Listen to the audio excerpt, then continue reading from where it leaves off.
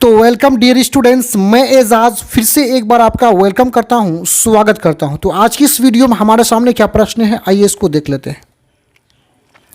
यहां पे क्वेश्चन है सामाजिक विभाजन। देखिए, सामाजिक का मतलब होता है समाज का, विभाजन का मतलब होता है बंटवारा करना। यानी जब समाज के लोगों को हम जाति के आधार पर, धर्म के आधार पर या अमीरी गरीबी के आधार पर जब उसको बांटेंगे, उसका विभाजन करेंगे, इनके बीच मतभेद पैदा करेंगे, दुश्मनी पैदा करेंगे, तो इसको हम लोग सामाजिक विभाजन बोलते हैं। तो सामाजिक विभाजन की राजनीति के परिणाम, यानी सामाजिक विभाजन वाला राजनीति करेंगे तो उसका क्या परिणाम होगा, उसका रिजल्ट के बारे में देखिए। परिणाम किन किन चीज़ों पर निर्भर करता है। यानी सामाजिक विभाजन की कोई राजनीति करता है तो इस राजनीति का परिणाम कौन कौन से बातों पर पड़ता है, यानी कौन कौन से बात हम करेंगे, कौन कौन से चीज़ों को हम करेंगे जिससे सामाजिक विभाजन होगा। तो आइए उत्तर में यहाँ पे देख लेते हैं।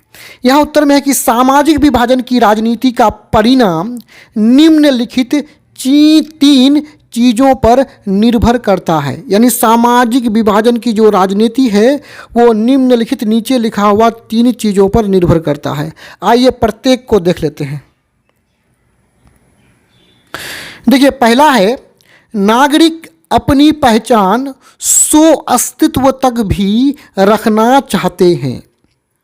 यानी नागरिक जो है ना, नागरिक देखिए, किसी भी देश में रह रहे लोगों को नागरिक कहते हैं।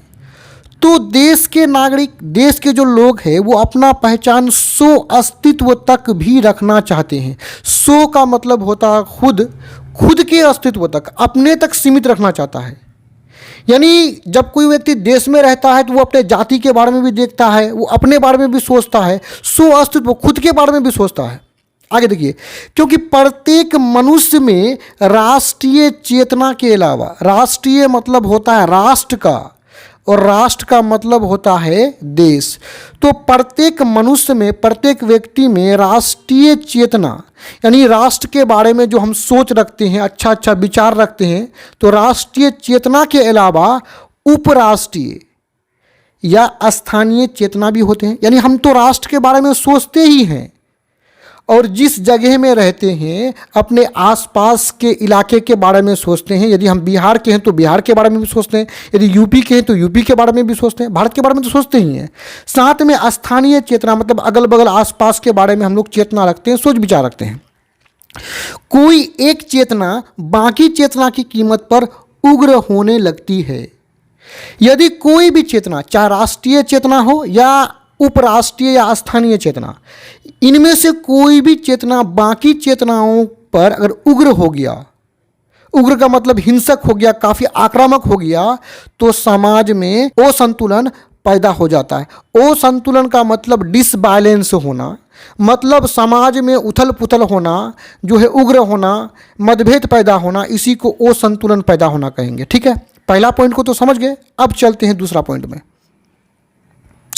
देखिए, दूसरा पॉइंट में क्या बोलता है। दूसरा महत्वपूर्ण बात यह है कि किसी समुदाय, समुदाय किसको बोलते हैं, देखिए जहाँ पे बहुत सारे लोग रहते हैं ना उसको समुदाय बोलते हैं। गांव को भी आप समुदाय बोल सकते हैं।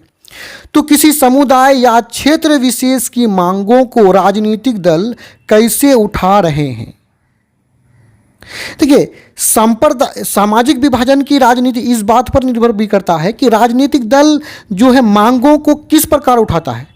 क्या राजनीतिक दल किसी खास समुदाय के बातों को मानता है।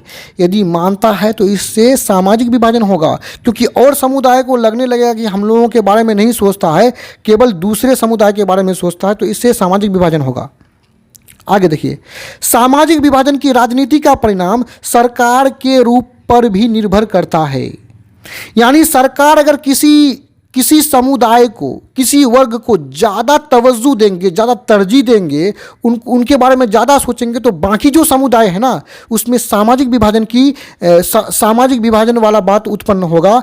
यानी वो सोचेगा कि हम लोग अलग थलग हैं, मतभेद पैदा होने लगेगा।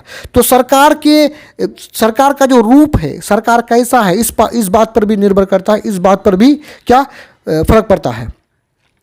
ये भी महत्वपूर्ण है कि सरकार इन मांगों पर क्या प्रतिक्रिया करती है। यानी इस बात पर भी निर्भर करता है कि सरकार इन मांगों पर क्या प्रतिक्रिया करता है, क्या रिएक्शन देता है। आगे देखिए, लोकतंत्र में सामाजिक विभाजन की राजनीति का अभिव्यक्ति एक सामान्य बात है। लोकतंत्र में ये जो सामाजिक विभाजन वाला बात है, इसका अभिव्यक्ति एक सामान्य बात है। प्राय दिन ब दिन प्रत्येक राजनीतिक पार्टी जो है सामाजिक विभाजन वाला बात बोलते हैं। प्रत्येक वर्ग से, प्रत्येक जाति से वो अलग अलग वादा करता है चुनाव के दौरान।